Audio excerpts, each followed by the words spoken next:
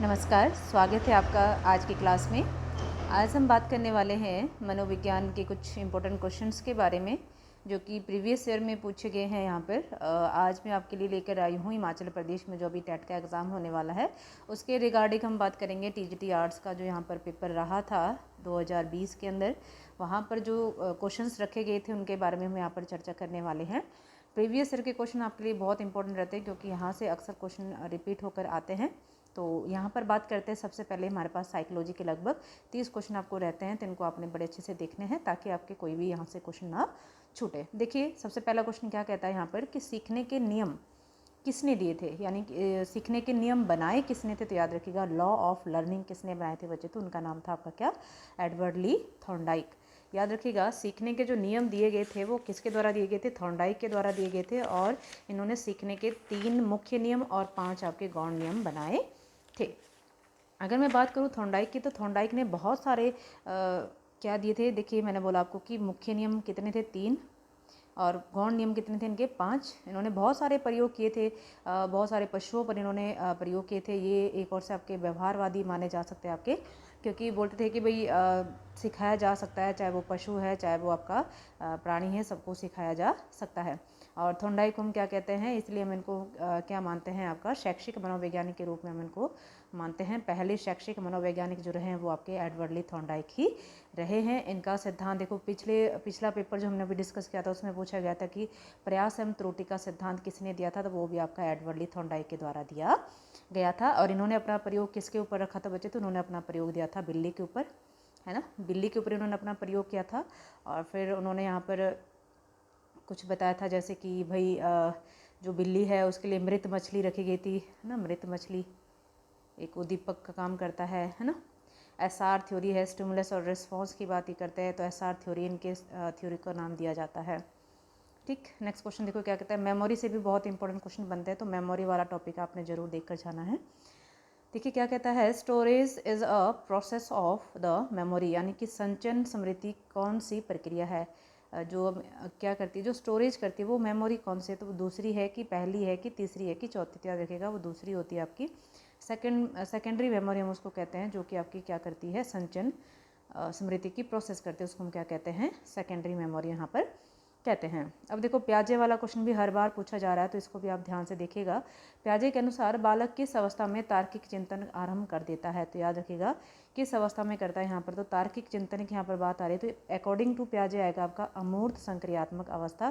देखिए सीक्वेंस ध्यान रखिएगा, ये पहली अवस्था है, ये आपकी दूसरी अवस्था है, ये तीसरी है और ये आपकी चौथी अवस्था। तो यानी कि जो इनकी 4th अवस्था इन्होंने बताई थी कौन सी, फॉर्मल ऑपरेशनल स्टेज के अंदर इन्होंने बोला था कि जो बालक है वो तार्किक चिंतन यहाँ पर स्टार्ट कर देता है। नेक्स्ट क्वेश्चन देखो क्या कहता है, क्वेश्चन नंबर 4, कौन सा समूह परियोजना का एक सशक्त माध्यम है। यानी कि यहाँ पर अगर बात करें, which is of the following is the most strong medium of the group project activity, जो हम एक्टिविटी वगैरह करवाते हैं प्रोजेक्ट के थ्रू, वो सबसे ज़्यादा यहाँ पर सशक्त माध्यम कौन सा होगा। देखिए क्या करेगा, ये रोज़मर्रा की शिक्षा से होने वाले तनाव को दूर करने के लिए ऐसा होता है, अनेकता में एकता की भावना का प्रचार प्रसार करने के लिए होता है, या सामाजिक भागीदारी को सुगम बनाने के लिए कर सकते हैं हम लोग, या शिक्षकों के भार को हल्का करने के लिए ऐसा कर सकते हैं। तो यानी कि याद रखिएगा, यहाँ पर जो ग्रुप हमारा जो प्रोजेक्ट होता है वो किसके लिए सबसे ज़्यादा स्ट्रॉन्ग मीडियम बनता है, वो आपका समाज में भागीदारी के लिए, हमारे लिए मतलब हमें क्या बनाता है, सशक्त बनाता है,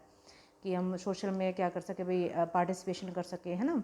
तो to simplify the social participation, यहाँ पर इसका करेक्ट आंसर हो जाएगा क्वेश्चन नंबर 4 का सी ऑप्शन। नेक्स्ट देखिए क्वेश्चन नंबर 5 क्या कहता है, how many types of the child rearing practices are there, यानी कि पालन शैली के कितने प्रकार होते हैं। ये भी बहुत इंपॉर्टेंट क्वेश्चन आता है बच्चे, कि किस किस प्रकार के पेरेंट्स होते हैं, ना। तो यानी पालन शैली के यहाँ पर 4 प्रकार माने जाते हैं, कोई गुस्से वाले होते हैं, कोई नॉर्मल वाले होते हैं, कोई लापरवाह टाइप होते हैं, इस टाइप के। आगे देखिए क्या कहता है, बच्चे भाषा सीखने की एक व्यवस्था के साथ पैदा होता है, ये किसने कहा था।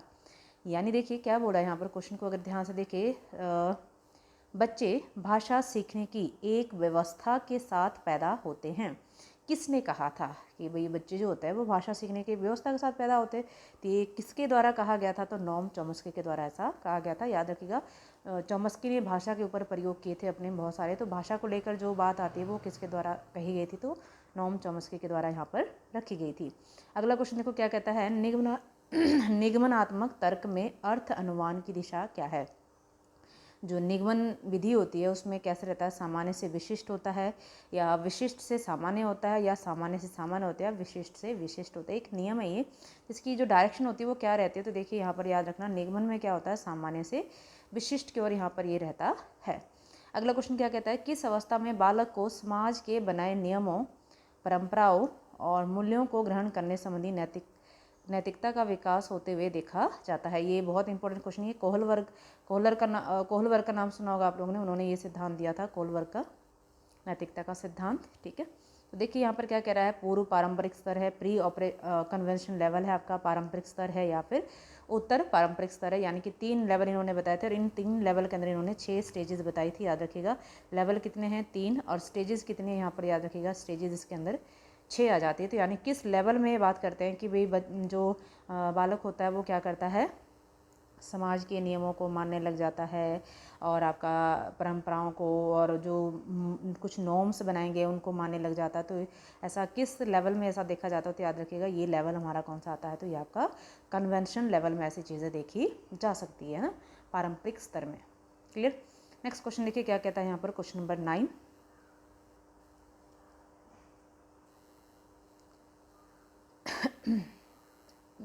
जो आपका टीजीटी आर्ट्स का किसी भी टेट का एग्ज़ाम जो रहता है, जो साइकोलॉजी आता है, बहुत बेसिक सा पूछा जाता है, बस थोड़ा सा हमें वहाँ पर दिमाग लगाना होता है कि किस तरीके से इसका आंसर हमें रिप्लाई करना है। देखिए क्या कह रहा है यहाँ पर, देखिए एकांत प्रिय संकोची हो गया, आदर्शवादी हो गया, आत्मगत दृष्टिकोण वाले व्यक्ति, जंग या युंग भी है इनका नाम, जंग भी होता है कई जगह लिखा हुआ और कई जगह युंग भी इनका नाम मिलता है, के अनुसार किस व्यक्तित्व के वर्गीकरण में ये आते हैं। इन्होंने यहाँ पर प्रकार रखे थे 3 प्रकार, पहले इन्होंने 2 ही दिए थे, बाद में इन्होंने 3 बनाए थे। अंतर्मुखी होते हैं, बहिर्मुखी होते हैं या फिर आपके उभयमुखी यानी कि बीच के होते हैं, यानी कि इंट्रोवर्ट होते हैं कि एक्सट्रोवर्ट होते हैं कि एम्बीवर्ट होते हैं। एम्बीवर्ट मतलब दोनों का जो कॉम्बिनेशन होता है उस टाइप के होते हैं। जो एकांत प्रिय होते हैं, संकोची टाइप होता है, तो याद रखिएगा जो ऐसे लोग होते हैं वो कैसे होते हैं, ये पर्सनैलिटी से आपका क्वेश्चन उठाया गया यहाँ पर, तो यानी कि अंतर्मुखी टाइप के लोग यहाँ पर रहते हैं। ठीक है, अंतर्मुखी टाइप जो लोग होते हैं उनसे संबंधित यहाँ पर बताया गया है कि ये इस टाइप के लोग क्या होते हैं, आपके अंतर्मुखी टाइप के लोग रहते हैं। अगला क्वेश्चन देखिए क्या कहता है यहाँ पर, वृद्धि और विकास है। वृद्धि और विकास क्या है यहाँ पर, तो याद रखिएगा वृद्धि और विकास की अगर मैं बात करूँ यहाँ पर, ग्रोथ एंड डेवलपमेंट क्या है, एक दूसरे के विरोधी है, बिल्कुल नहीं, एक दूसरे के समान है या एक दूसरे के पूरक है या इनमें से कोई नहीं। तो ये बहुत अच्छा एक क्वेश्चन बन जाता है। तो याद रखिएगा एक दूसरे के क्या होते हैं बच्चे, ये पूरक होते हैं। तो यहाँ पर आपका बिल्कुल सही आंसर हो जाएगा ऑप्शन नंबर सी, एक दूसरे के पूरक होते हैं वृद्धि और विकास। देखिए विकास एक बड़ी टर्म है और उसके अंदर वृद्धि एक छोटी टर्म, यानी ऐसा माना जाता है कि जो आपका डेवलपमेंट होता है, डेवलपमेंट एक बड़ा ब्रॉड एरिया होता है और उसी के अंदर हमारी क्या होती है, वृद्धि होती है, उसी के अंदर मैच्योरिटी भी होती है। ये मैच्योरिटी आ गई, आपकी ग्रोथ आ गई, तो ये पूरा का पूरा जो एरिया है वो क्या आपका डेवलपमेंट का है। नेक्स्ट क्वेश्चन देखिए क्या कहता है, ऐसी प्रक्रिया जिसके द्वारा प्राणी में वांछित अनुक्रिया को पुनर्वलन के आधार पर प्रोत्साहित किया जाता है उसे क्या कहते हैं। यानी कि क्वेश्चन को ध्यान से समझिएगा, जैसे ऐसी प्रक्रिया जिसके द्वारा प्राणी में वांछित अनुक्रिया यानी कि जो हम चाहते हैं वो रिस्पॉन्स को पुनर्वलन के आधार पर प्रोत्साहित किया जाता है, जैसा हम चाह रहे हैं उसको जब हम क्या करते हैं रिइंफोर्समेंट के द्वारा ऐसा हम करते हैं तो वो क्या कहलाता है, तो याद रखिएगा उसको हम क्या कहते हैं, उसको हम शेपिंग कहते हैं। याद रखना, ये टर्मोलॉजी भी दी गई थी, शेपिंग वगैरह है आपकी, है ना, ये चीज़ें थोड़ा सा आप लोगों ने देखना है। तो यहाँ पर क्वेश्चन नंबर 11 का हो जाएगा आपका ऑप्शन नंबर ए। आगे देखिए, किस मनोवैज्ञानिक प्रयोग में किसी भी मनोवैज्ञानिक प्रयोग में कितने चर होते हैं। कितने चर होंगे बच्चे, तो 3 ही चर होते हैं।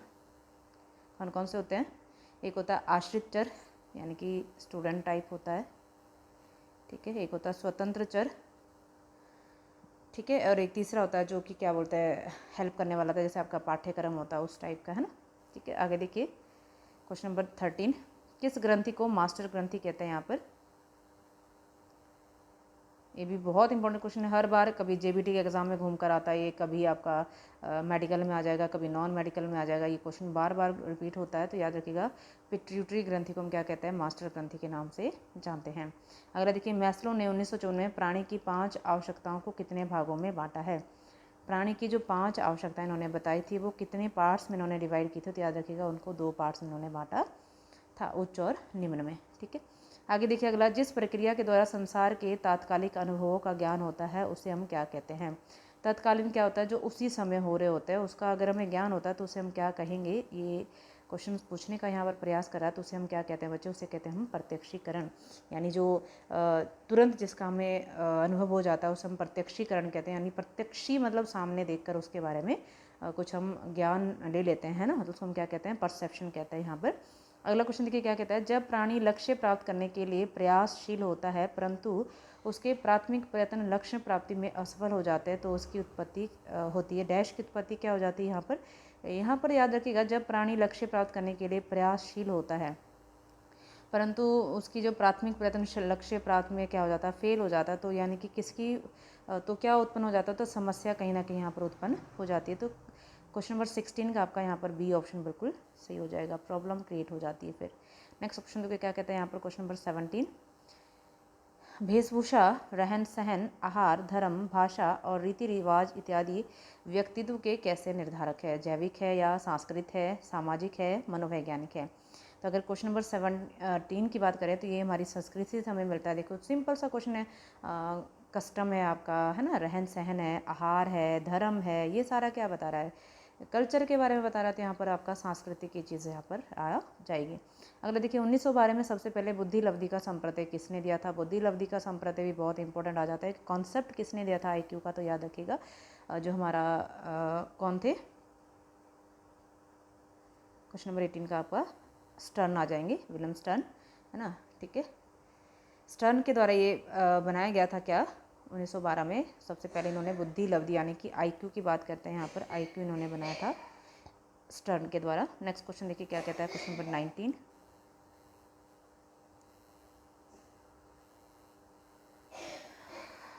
19, क्या कह रहा है, बालक एवं बालिकाओं का समाजीकरण अलग अलग क्यों होता है। समाजीकरण यानी कि सोशलाइजेशन अलग अलग क्यों रहता है। शारीरिक बनावट के अंतर के कारण, ईश्वरीय रचना के कारण, ये तो नहीं होगा। समाज में दोनों से अलग अलग भूमिका प्रत्याशा के कारण, या उपरोक्त में से कोई नहीं। देखिए सबसे सटीक आंसर इसका ये आएगा सी ऑप्शन। क्यों, क्योंकि समाज में लड़कों को और लड़कियों को अलग अलग नज़रिए से यहाँ पर देखा जाता है। तो यानी अलग अलग भूमिका प्रत्याशा के कारण, यानी डिफरेंट एक्सेप्टेशन करते हैं हम कि इसका ये रोल रहेगा, इसका ये रहेगा, लड़का ये करेगा, लड़की ये करेगी, तो इसी के कारण यहाँ पर उनका समाजीकरण अलग अलग हो जाता है। आगे देखिए, भाषा का विकास व्यक्तियों की सामाजिक अंतःक्रिया का परिणाम है, ये किसने कहा था। तो भाषा का विकास व्यक्तियों की सामाजिक अंतःक्रिया यानी सोशल इंटरेक्शन, अगर कहीं पर क्वेश्चन पूछा जाता है तो वहाँ पर हमेशा आपका वाइगोस्की निकल के आ जाता है। तो यानी याद रखिएगा यहाँ पर भाषा का विकास व्यक्तियों की सामाजिक अंतःक्रिया का परिणाम है, ये किसने कहा था बच्चे, ये वाइगोस्की के द्वारा यहाँ पर कहा गया था। आगे देखिए, अधिगम प्रक्रिया में शामिल है, लर्निंग वाला टॉपिक भी बहुत इंपॉर्टेंट होता है।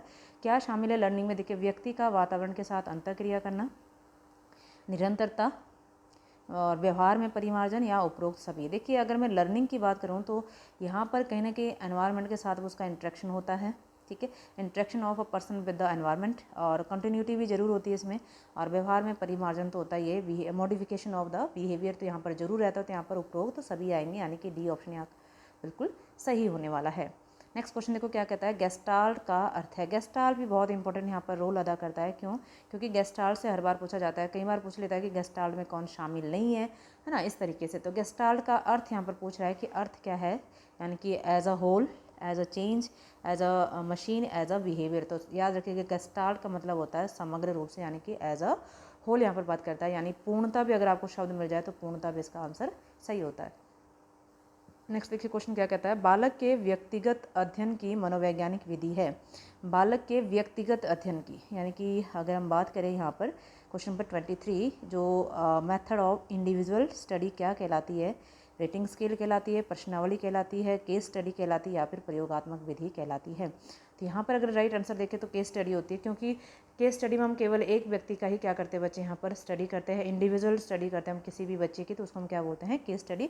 सभी बच्चों ने केस स्टडी बनाई भी होगी जब आप कोर्स कर रहे होंगे, बीएड या जेबीटी कुछ भी आपने किया होगा, डीएलएड वगैरह, तो उस टाइम हम एक केस स्टडी बनाते हैं किसी बच्चे के ऊपर, हम पूरा का पूरा देखते हैं कि इस बच्चे की क्या प्रॉब्लम है, क्या इसके साथ हुआ होगा, इसका जो फैमिली बैकग्राउंड है वो किस प्रकार का, तो वो हमेशा केस स्टडी के द्वारा ही यहाँ पर किया जाता है।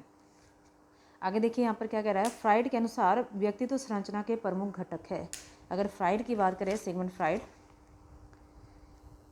व्यक्तित्व संरचना का प्रमुख घटक कौन सा यहाँ पर, इदम है, अहम है, या परा अहम है।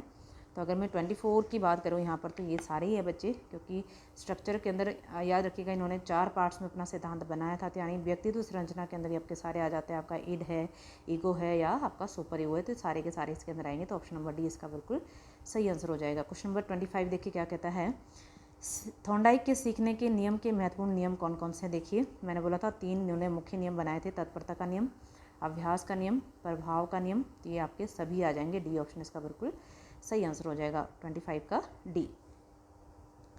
तत्परता और अभ्यास और प्रभाव, ये बोलते हैं कि भाई अगर हम तैयार नहीं होंगे तो हम किसी भी चीज़ को सीख नहीं सकते हैं। अगर हम अभ्यास नहीं करेंगे बार बार तब भी लर्निंग नहीं हो पाती है। और प्रभाव इफ़ेक्ट अगर पॉजिटिव रहता है तो हम और ज़्यादा उसको सीखने में इच्छुक होते हैं, अगर नेगेटिव रहता है तो थोड़ा सा हम सीखने में पिछड़ जाते हैं ना।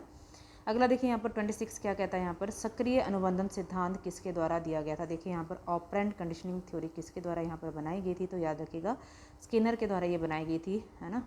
BF स्किनर के द्वारा ऑपरेंट थ्योरी यहाँ पर दी गई थी। क्वेश्चन नंबर 26 का आपका ए हो जाएगा। अगर पेवलव का बोलेंगे तो पेवलव का शास्त्रीय अनुबंधन सिद्धांत इन्होंने बनाया था। स्किनर ने चूहे के ऊपर अपना प्रयोग दिया था, चूहे के ऊपर। तो सक्रिय अनुबंधन सिद्धांत यानी कि स्किनर के सिद्धांत को हम क्या कहते हैं, RS टाइप यानी रिस्पॉन्स स्टिमुलस टाइप थ्योरी भी कहते हैं। ठीक है। नेक्स्ट क्वेश्चन यहाँ पर क्या कहता है 27 कि सीखने में अंतर्दृष्टि सिद्धांत किसके द्वारा प्रतिपादित किया गया था। इनसाइट लर्निंग यानी कि इनसाइट थ्योरी की अगर मैं बात करूँ यहाँ पर तो याद रखिएगा जो 27 का पिछले पेपर भी हमने डिस्कस किया था उसमें भी ये क्वेश्चन पूछा गया था। देखिए यहाँ पर अंतर्दृष्टि का सिद्धांत किसके द्वारा आता था, तो ये ओहलर के द्वारा ये प्रस्तुत किया गया था। कौन सा आपका अंतर्दृष्टि का सिद्धांत। बहुत इंपॉर्टेंट क्वेश्चन बन जाते हैं सारे के सारे, क्योंकि बार बार रिपीट होते हैं। तो यहाँ से आप सभी ऑप्शन से बाकी के भी सॉल्व कर सकते हैं यहाँ पर। तो थोड़ा सा आप इनको ज़रूर देखिएगा। प्रीवियस पेपर जो आपके जितने भी रहे हैं उनको आपने बड़े ध्यान से देखना है। क्वेश्चन नंबर 28 देखिए क्या कहता है, विकास वाला क्वेश्चन जरूर देखना है आपने। विकास एक प्रक्रिया है, कैसी है, खंडित है, निरंतर है या फिर पूर्ण है या फिर अपूर्ण है। देखो कितना इजी क्वेश्चन है। विकास हमेशा निरंतर होता है ना, तो यानी कि यहाँ पर क्या आएगा, कंटिन्यूस आएगा। ये आपका बी ऑप्शन बिल्कुल सही हो जाएगा। अगला देखो, एक बालक की बुद्धि लब्धि 150 है, तो वह बालक क्या होगा, मंद बुद्धि होगा, सामान्य बुद्धि होगा, प्रतिभाशाली होगा या प्रखर बुद्धि होगा। तो जाहिर सी बात है वो जीनियस ही होगा जिसका IQ लगभग कितना 150 है। अगला देखो, खेल के माध्यम से बालक अपने संवेगों पर नियंत्रण करना सीख जाता है, तो वह विकास कौन सा है।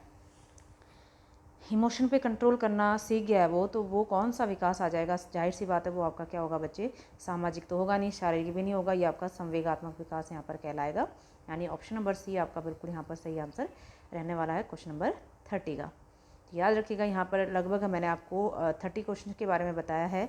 बहुत ही इजी यहाँ पर पेपर आता है, इसमें घबराने वाली कोई बात नहीं है। थोड़ा सा आप बस पैशन के साथ पढ़िए। साइकोलॉजी का आपके 30 आउट ऑफ 30 भी यहाँ पर सही हो जाते हैं कई बार। तो याद रखिएगा, कई बार होता है जैसे किसी की बुक वगैरह पूछ लेता है, कोई सिद्धांत जो हमने टच नहीं किया होता है, तो वैसे तो लगभग सारे सिद्धांत आप एक बार पढ़ के जाइएगा, चाहे वो व्यवहारवादियों को है, चाहे वो आपके संज्ञानवादियों को है, चाहे वो आपके गेस्टाल्टवादियों को बनाए गए हैं, चाहे वो आपका आगे जो आपके व्यक्तित्व वाले हैं उनको लेकर है, मानवतावाद वाला है, वो सारी चीज़ें थोड़ा सा देखना होता है। ठीक है भाई, मिलते हैं आप नेक्स्ट अगले वाले प्रैक्टिस सेट में। आज के लिए इतना ही। क्लास कैसी लगी आप सभी को प्लीज़ ज़रूर बताइएगा। धन्यवाद। Have a nice day.